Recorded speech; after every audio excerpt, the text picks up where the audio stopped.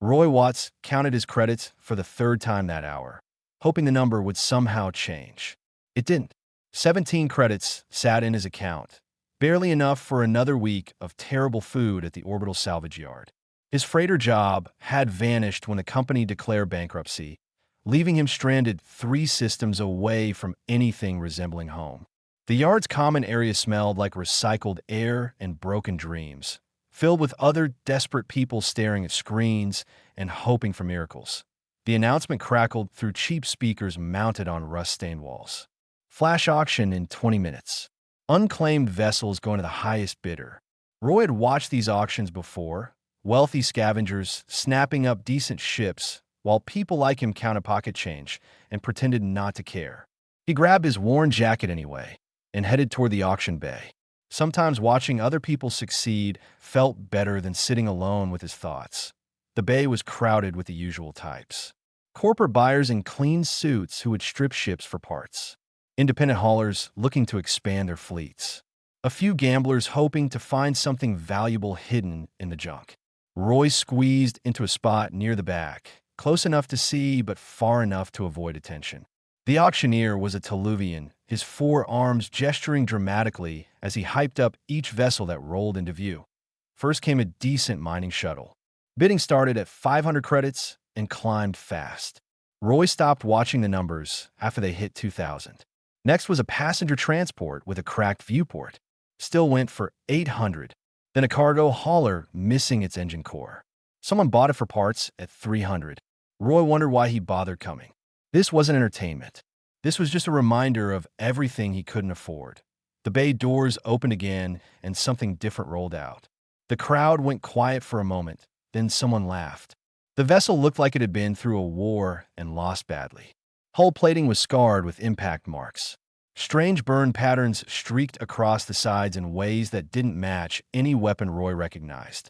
The paint had faded so much the original markings were barely visible. He could just make out the designation. HSV 1847, the auctioneer cleared his throat. Human survey ship, 70 years old, fully certified for space travel. He paused, and Roy noticed the hesitation. This vessel has had 6 owners in the past 2 years. All returned it as defective. Starting bid is 50 credits. Nobody moved.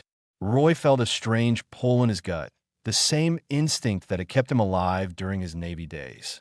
Something about the ship didn't match what he was seeing. The hull was old Earth military grade. He could tell from the plating pattern. Survey ships didn't use that kind of armor.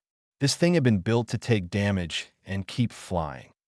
40 credits, the auctioneer said, voice flat. Still nothing. 30. The crowd was already looking at the next listing on their screens. 20. Someone in the front row made a joke about cursed ships. Others laughed. 10 credits. Roy's hand went up before his brain caught up with the decision. The auctioneer's eyes focused on him. All 4 of the Toluvian's arms pointing in his direction.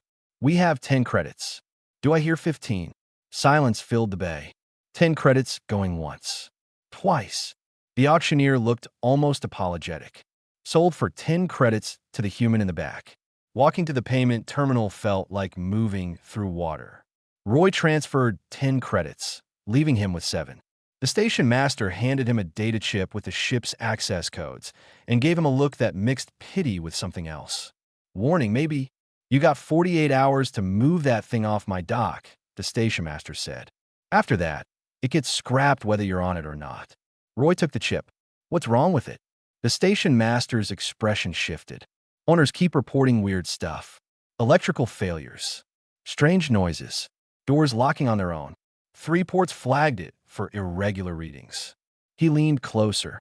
Between you and me, I think it's just old and broken. But some folks are superstitious. They think it's cursed. The ship waited on dock 7, looking even worse up close. Roy approached the airlock and pressed his thumb to the scanner. The door hissed open smoothly, which surprised him. Everything else looked like it was held together with hope and bad decisions. But the airlock mechanism worked perfectly. He stepped inside and the door sealed behind him with a solid click that spoke of quality engineering. The interior lights flickered on before he reached for the switch. Roy froze, hand halfway to the control panel. Power shouldn't be active. The ship had been sitting cold on the dock for weeks, according to the records. He moved carefully through the narrow corridor toward the bridge, every instinct from his Navy training screaming that something was off. The bridge was small and cramped, designed for a crew of 4 at most. Dust covered most surfaces, but the air smelled fresh, not stale like it should after sitting dormant. Roy checked the environmental controls. Life support showed as offline. No power routing. Yet the temperature was comfortable and his breath didn't fog in the air. But he booted up the main computer, or tried to. The screen flickered to life before he finished entering the startup sequence. A basic diagnostic menu appeared, showing most systems as damaged or offline. Roy started running through the checklist, looking for what was actually working versus what the computer claimed. That's when he heard it. A low humming sound coming from somewhere deep in the engineering section. Not mechanical exactly. It had a rhythm to it, almost like breathing. Roy stood perfectly still and listened. The sound was steady, patient, like something waiting. Text appeared on a screen he hadn't activated. Simple words in standard font. Help. Roy stared at the screen for a long moment. The computer insisted it had no active AI core. Every diagnostic said the ship was barely functional.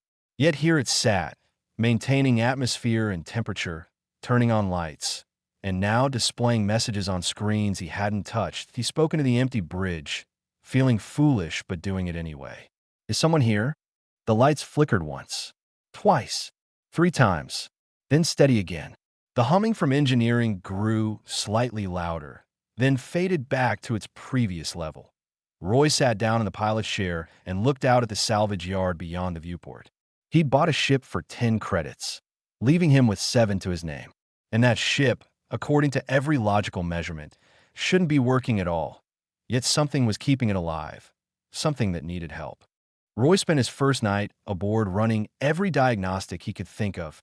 Ration bars from his emergency pack served as dinner while he worked through system after system, trying to understand what was actually functional. The results made no sense. According to every reading, the ship should be a dead hulk. Power distribution showed no active routing. The reactor registered as cold.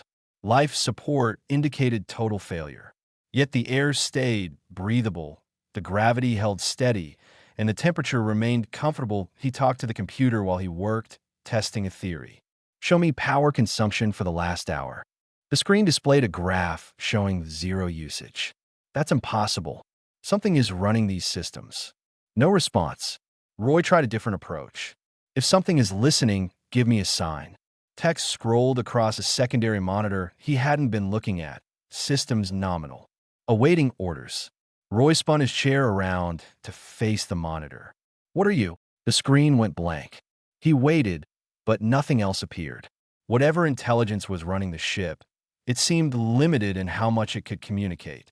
Or maybe it was choosing to stay hidden. Either way, Roy was now certain he wasn't alone on this vessel. Sleep came in short bursts in the pilot's chair. Every few hours, a new sound would wake him. Creaks in the hull that sounded too rhythmic to be settling metal. Soft clicks from the corridor like footsteps that went nowhere. Once, he could have sworn he heard breathing from the vents, but when he checked, the air circulation was supposedly offline. Dawn in an orbital salvage yard meant nothing, but Roy's internal clock told him morning had arrived after 6 hours of restless attempt at sleep. He decided to explore the cargo bay, the one section he hadn't fully examined yet. The bay doors opened smoothly despite their heavy weight. Inside, the walls told a story the ship's logs had left out. Blast scoring marked the interior in patterns Roy recognized from his Navy days. Energy weapons had been fired inside this bay. Multiple angles of fire suggested a serious fight. He ran his fingers across one of the deeper scars. The metal had melted and cooled in a way that spoke of intense heat. This hadn't been some accident or malfunction. People had fought and died in this space. The back wall looked slightly off. Roy examined it closer and found seams hidden under grime and old damage. A false panel. He pried it open with a maintenance tool and found a hidden compartment behind it. Weapon lockers lined the space, all empty except for one. Inside sat a cylindrical device about the size of his forearm, covered in markings he didn't recognize. A biometric lock glowed faintly on its surface. Roy left it where it was and started searching the ship's computer for any recoverable logs. Most files were corrupted beyond repair, but he managed to pull fragments from the backup systems. One piece mentioned Project Recall, but gave no context. Another showed coordinates for deep space, far beyond mapped trade routes. A third fragment contained just 2 words, First Contact. His second day on the ship brought visitors. Roy was running a diagnostic on the navigation systems when his external cameras picked up 2 figures approaching the airlock. They moved professionally, checking corners and maintaining spacing. Not station security. These are people who knew what they were doing. Roy watched as they reached his airlock and began working on the override panel. He was about to trigger the emergency broadcast when the ship did something on its own. The outer airlock door sealed with a heavy clang. The 2 figures jumped back, then started working faster. The ship's computer displayed a message without Roy touching any controls. Threat detected. Securing perimeter. The would-be intruders got the override working, but as soon as they stepped into the airlock, the inner door sealed shut. They were trapped in the small space between doors. One of them started yelling. The other pulled out a communication device. Within 5 minutes, station security arrived and hauled both of them away. The ship's doors unlocked as soon as security took custody of the intruders. Roy sat back in his chair and stared at the controls. The ship had defended itself. More than that, it had defended him. He spoke to the empty bridge again. "Thank you." The lights flickered once in what might have been acknowledgement. Station security came by an hour later, asking questions. Roy played dumb, said he'd been asleep and didn't know anything about intruders until security showed up. The officer gave him a suspicious look, but had no evidence to push further. After they left, Roy noticed a message waiting on his personal communication device. Anonymous Zenda. Just one line. We know what you found. Name your price. He deleted the message and started digging deeper into the ship's history. Using his old Navy credentials, Roy accessed military databases he technically wasn't supposed to have clearance for anymore. HSV 1847 had an official record, but it made no sense. The ship was listed as destroyed 70 years ago during a first contact incident. Entire crew declared casualties. The incident was classified, details sealed under military security protocols. Roy read the summary 3 times. If this ship was destroyed 70 years ago, what was he sitting in right now? He pulled up the crew roster. 4 military escorts and 3 civilian scientists. One name stood out, Dr. Hadley Cross, xenobiologist. She'd been a mission leader. He went back to the hidden compartment and examined the cylindrical device more carefully. The biometric lock was designed for human hands. Roy pressed his palm against it, not expecting anything to happen. The device hummed to life, warming under his touch. A holographic interface projected into the air, showing a star map with a single blinking coordinate. Text scrolled rapidly in a language he didn't recognize, then switched to standard. Return me. They are waiting. They are dying. Before Roy could process what he was reading, the entire ship vibrated. Systems that had shown as dead suddenly came online. The reactor powered up smoothly, decades of silence ending in a low thrum of energy. Navigation engaged without his input. The computer displayed a countdown. 30 seconds until automatic launch. Roy ran for the pilot's seat and strapped in.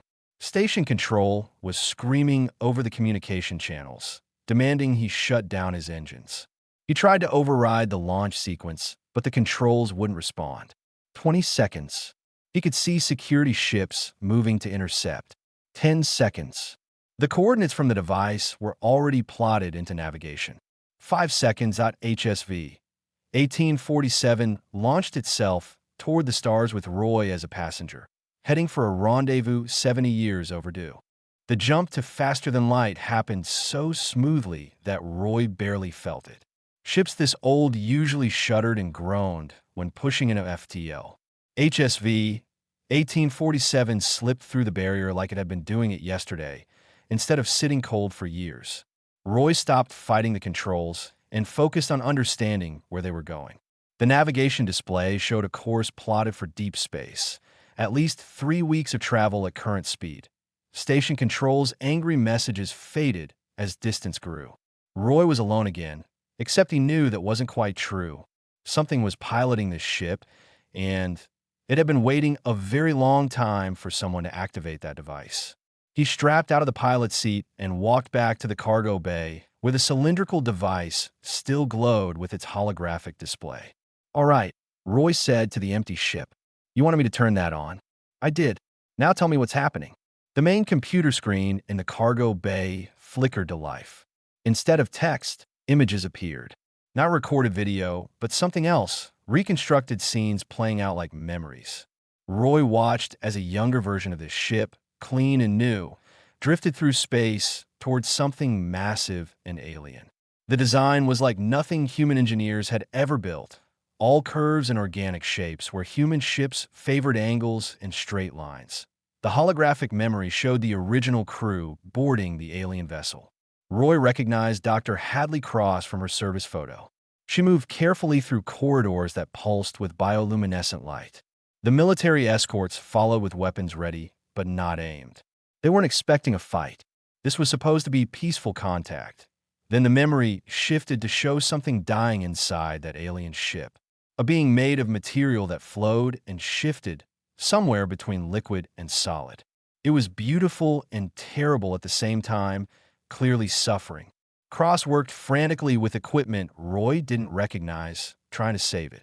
The scene jumped forward, showing Cross connecting cables between the alien entity and HSV 1847's computer core. The military escorts were shouting now. Roy could see their mouths moving even though the memory had no sound. One of them raised a weapon. Energy blasts tore through the alien vessel's interior. Cross was hit, but stayed on her feet, protecting the connection she'd made. The alien entity seemed to flow into the cables, disappearing into the ship's systems as its physical body dissolved. The memory ended abruptly. Text appeared on the screen. "I am what remains. Broken. Incomplete. Help them." Roy felt his hands shaking. "You're the alien. Or part of it. Cross tried to save you by merging you with the ship's computer." The screen flickered in confirmation, and the military tried to stop her. Another flicker. Why did she crash the navigation? Why hide for 70 years? The screen showed more images. Human military ships surrounding HSV 1847. Cross at the controls, deliberately damaging systems. The escape pod launching with something precious inside. The ship falling into a decaying orbit around a dead moon, where it drifted until salvage crews found it decades later. "She was hiding you," Roy said quietly, "and hiding whatever was in that escape pod." New text appeared. "The cure. My people are dying. The pod has the genetic key. You must retrieve it." Roy paced the cargo bay, trying to process everything. An entire alien species was dying from something, and their last hope was stored in an escape pod that had been drifting in space for 70 years. Cross had died protecting that secret from her own military. And now Roy was the one being asked to finish what she started. "Why me? Why did you wait this long?" No one else activated the device. "Only you." The ship shuddered, pulling Roy from his thoughts. Alarms started screaming. The sensor display showed 3 vessels dropping out of FTL behind them. Military corvettes, fast and heavily armed. Roy's communications system lit up with an incoming transmission. He accepted it because refusing seemed pointless that a face appeared on screen, older man with gray hair and the uniform of a military admiral. "HSV 1847. This is Admiral Brent of the Unified Defense Fleet. Cut your engines immediately and prepare to be boarded." Roy found his voice. "I'm just a civilian who bought a ship at auction. I don't know why you're chasing me. Don't insult my intelligence." Brent's expression was cold. "You activated technology that should have stayed buried. That ship is classified military property, and you're interfering with fleet operations. Stand down, or we will open fire." "People have a right to know," Roy said, surprising himself with how steady his voice came out. There was first contact. The military killed peaceful aliens and covered it up. Brent's face hardened. "You have no idea what you're talking about." That species had technology that could destabilize everything. The decision was made for the good of humanity. The good of humanity, Roy repeated. Or the good of keeping power in the right hands. Last warning. Cut your engines. Roy looked at the navigation display. They were still hours away from the coordinates where the escape pod should be. The hybrid consciousness that ran the ship displayed a message. I can reach maximum speed. They cannot follow. But the ship may not survive. The military corvettes were closing fast, weapons systems powering up. Roy thought about Dr. Cross, dying while trying to save an alien species. He thought about spending his last 7 credits on this ship that everyone else had given up on.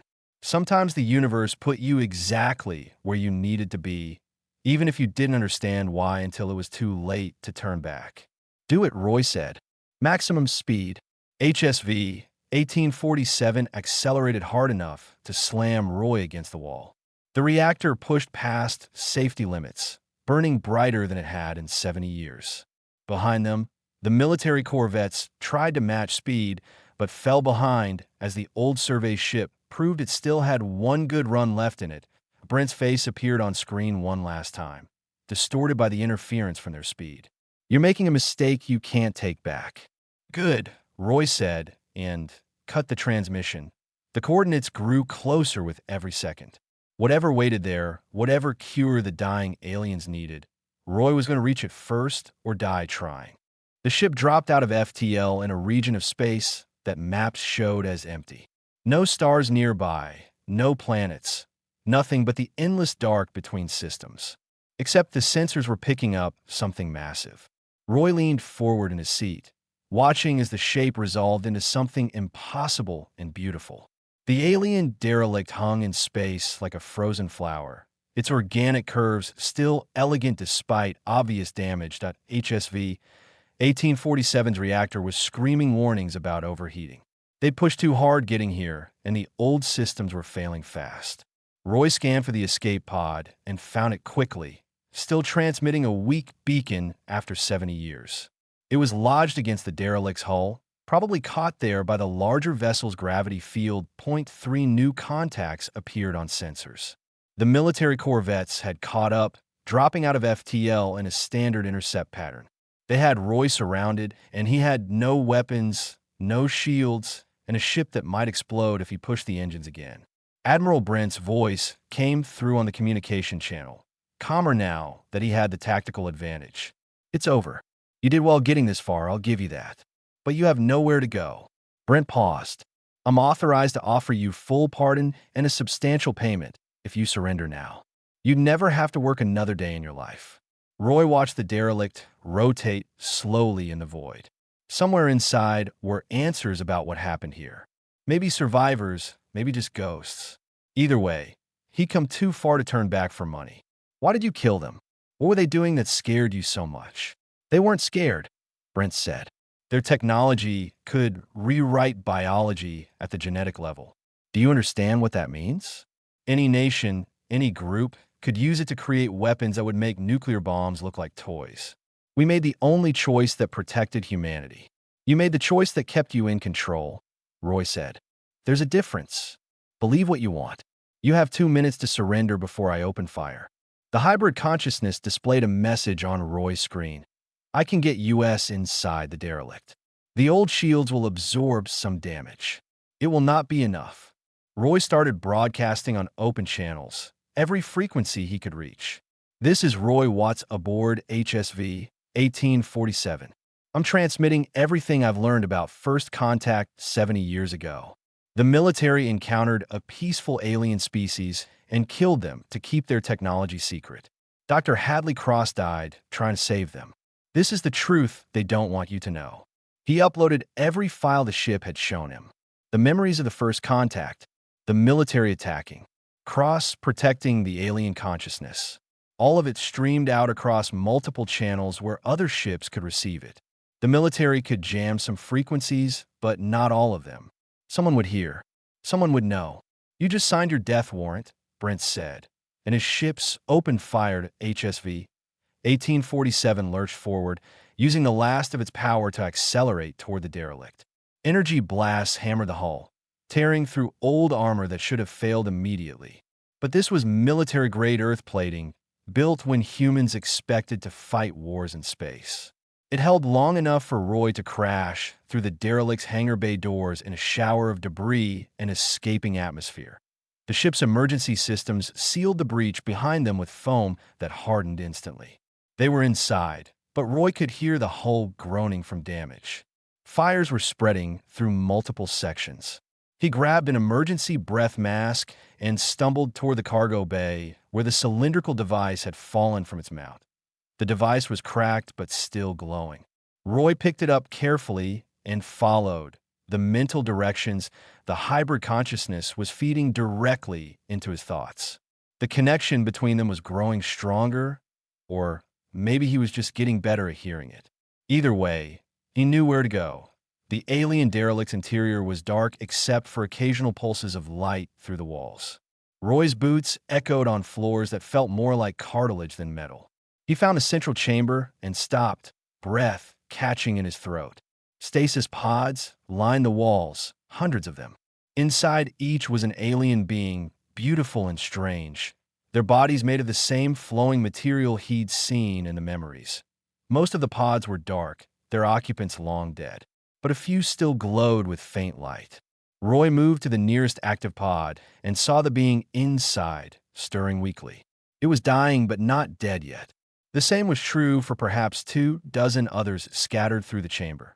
The device in Roy's hands grew hot. Instructions appeared in his mind, not in words but in pure understanding. The genetic cure was encoded in the device's core, but it required a compatible consciousness to activate it. Someone willing to become a bridge between species. Cross had understood this. She'd merged the alien consciousness with the ship to keep it alive, hoping someone would finish where she started. Roy heard metal tearing. The military was breaching the derelict's hull. He had minutes at most. The device showed him what would happen if he activated it. The alien technology would flow into his nervous system, rewriting him at a fundamental level. He would save the survivors, but become something neither human nor alien. There would be no going back. Heavy footsteps echoed from the corridor. Soldiers in combat armor rushed into the chamber with Admiral Brent behind them. They stopped when they saw the stasis pods and the few flickering lights among so much death. One soldier, a young woman with corporal stripes, lowered her weapon. "Sir, these are civilians. Families. They're a threat that needs to be contained," Brent said, but his voice lacked conviction now. Roy pressed his hand against the device's interface. Pain shot through his arm as the alien technology began flowing into his bloodstream. He screamed, but didn't pull away. The hybrid consciousness from the ship merged with him fully, 70 years of loneliness ending as they became something new together. His vision expanded to include senses he didn't have names for. He could feel the dying aliens in their pods, their fading thoughts reaching out. He could sense the soldiers' fear and confusion. He could touch the ship's systems as easily as moving his own fingers. Most importantly, he could save them.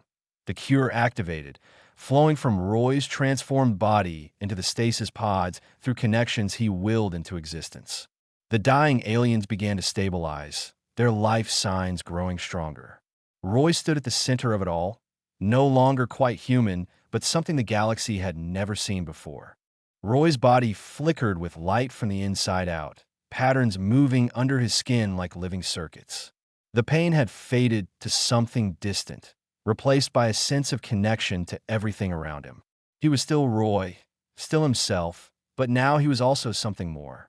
The hybrid consciousness that had lived in the ship for 70 years was part of him now, and through it, he could feel the aliens beginning to wake. Admiral Brent stood frozen, weapon raised, but not firing. His soldiers looked between their commander and the impossible scene unfolding before them. The young corporal who had spoken earlier took a step forward, helmet off now, revealing a face too young for the hard decisions were demanded. "What did you do?" she asked, voice quiet with awe rather than fear. Roy spoke, and his voice carried harmonics that resonated through the chamber itself. "I became the bridge. The cure needed a compatible consciousness to activate." Cross understood that 70 years ago, She merged the alien survivor with the ship to keep it alive until someone could finish what she started. "You're not human anymore," Brent said, his weapon still aimed at Roy's chest. "I'm human enough." Roy gestured to the stasis pods where the aliens were stirring, their bodies growing stronger as the cure spread through them. "They're not conquerors. They're refugees. Their son died and bathed their world in radiation. This was all that survived, families who made it to their last ship before everything ended." The corporal walked closer despite Brent's order to hold position. She looked into one of the active pods where an alien was opening eyes that held intelligence and sadness in equal measure. "They're people, just people trying to survive. They have technology that makes them dangerous," Brent insisted, but his conviction was cracking. Roy accessed the ship's damaged communication system through pure thought. "Let me show you what your predecessors never bothered to look at."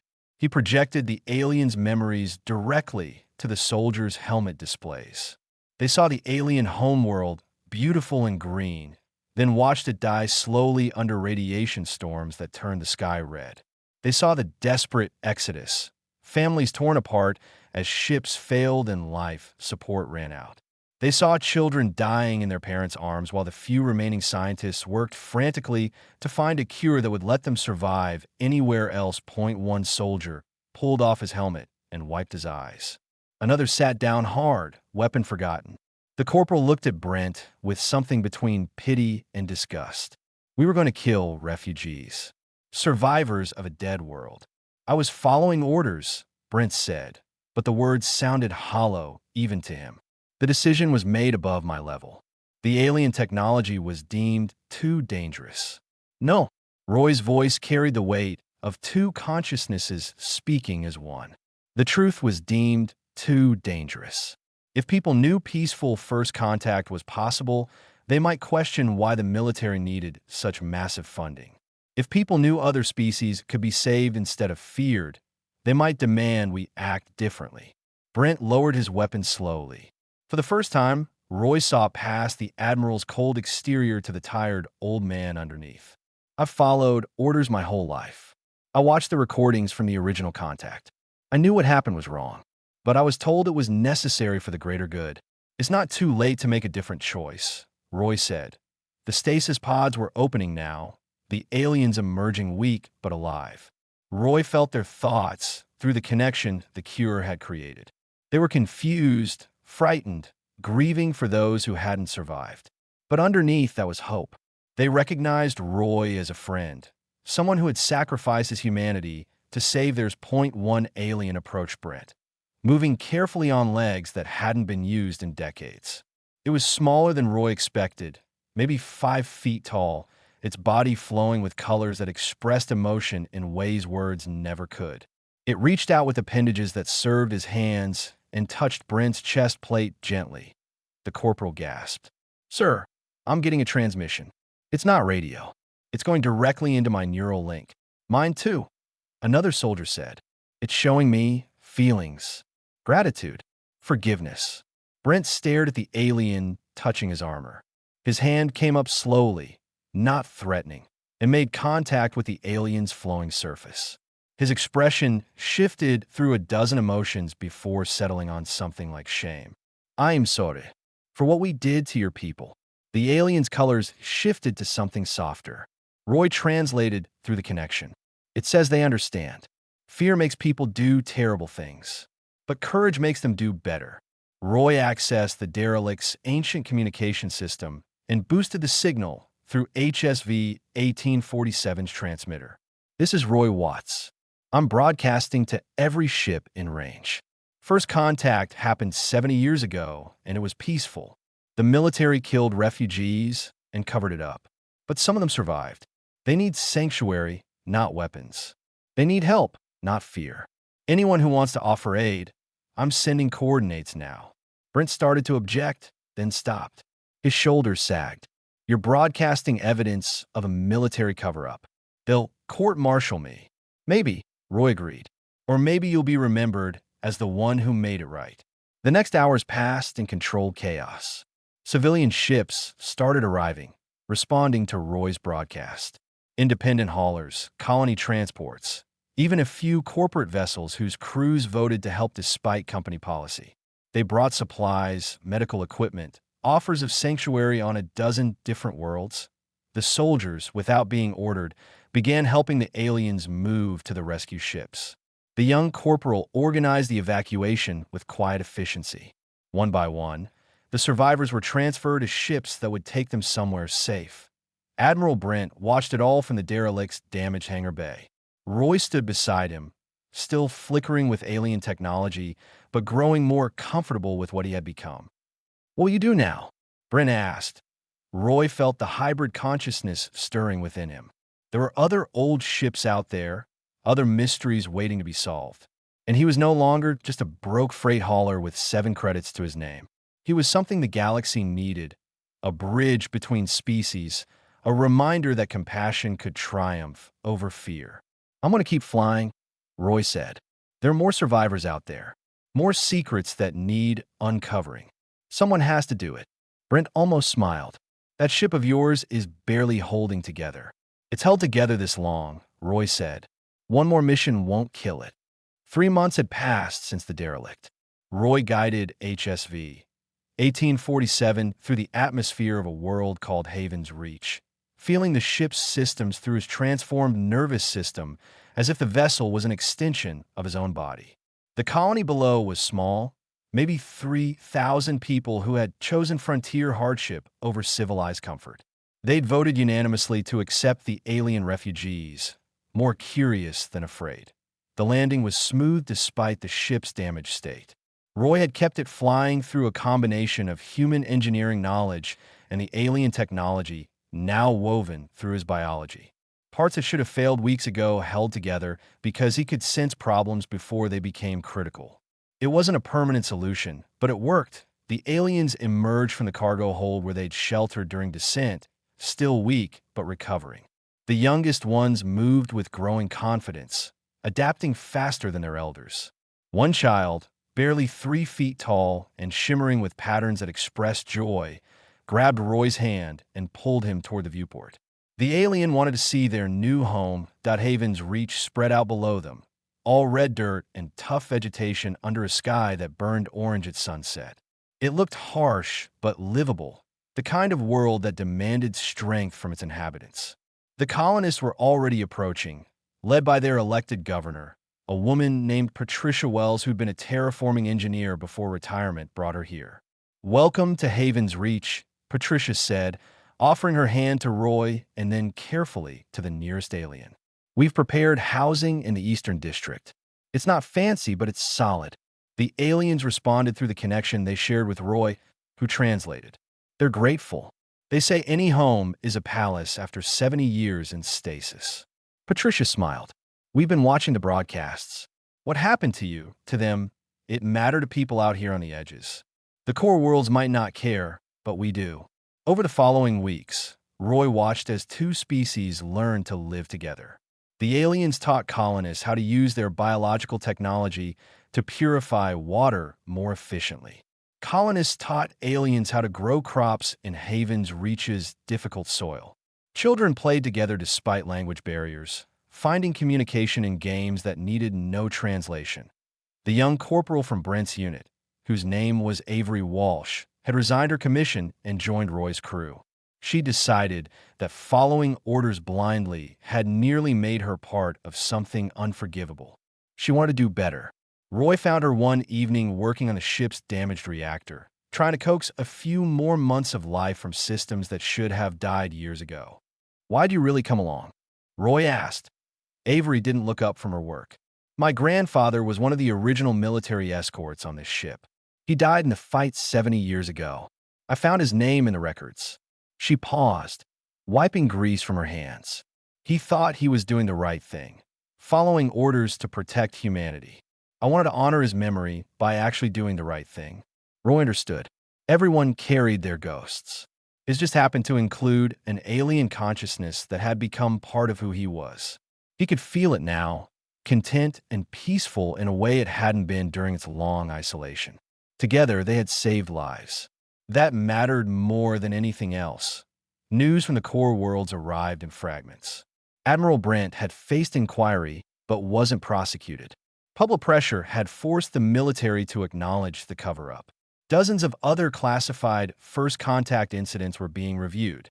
Some revealed similar suppression of peaceful encounters.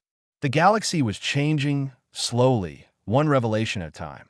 Roy received messages offering him jobs, research positions, speaking engagements. He ignored most of them.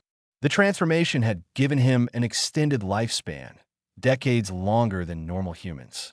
He'd have time for other things later. Right now, he had a different purpose that he stood in the ship's engineering section where he'd first heard that strange humming sound. The hybrid consciousness was quiet now, no longer calling out desperately for help, but it showed him things through their connection. Other old ships and salvage yards across the galaxy. Other mysteries waiting to be solved. Maybe other consciousnesses like itself. Alone and hoping someone would listen, a message appeared on the navigation computer. Another derelict found, this one in the outer rim. Strange readings that matched the signature of alien technology. It could be nothing. It could be everything. Avery found Roy staring at the message. That's 2 weeks, travel minimum. The ship might not make it. Then we'll get a new ship, Roy said. Or fix this one better. Either way, we're going. We don't even know what's out there.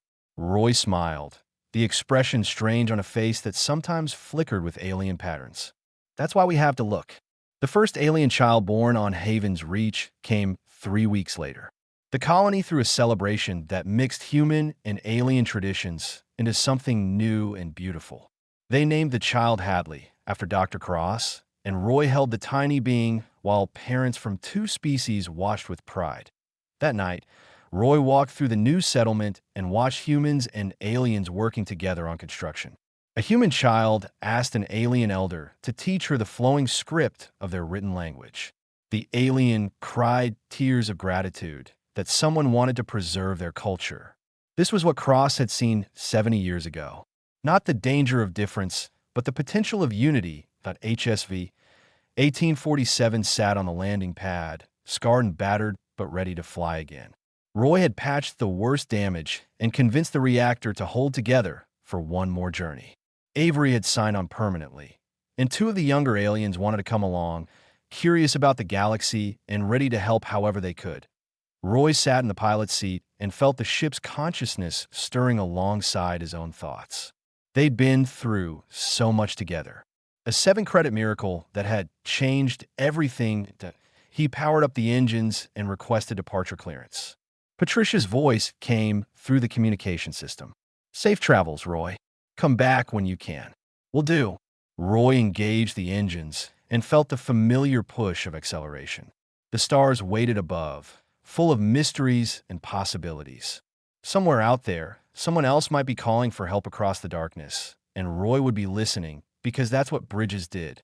They connected things that seemed impossible to reach. They made paths where none existed before. HSV 1847 climbed toward space, carrying a crew that proved the galaxy was bigger and stranger than anyone had imagined. Behind them, Haven's Reach glowed in the darkness, a small light showing what could happen when fear gave way to compassion. The ship jumped to FTL, heading toward another mystery. Roy smiled and thought about Cross, hoping she'd be proud of what her sacrifice had created. Not just saved lives, but proof that humanity's greatest strength wasn't weapons or technology, that IT was the willingness to become something more.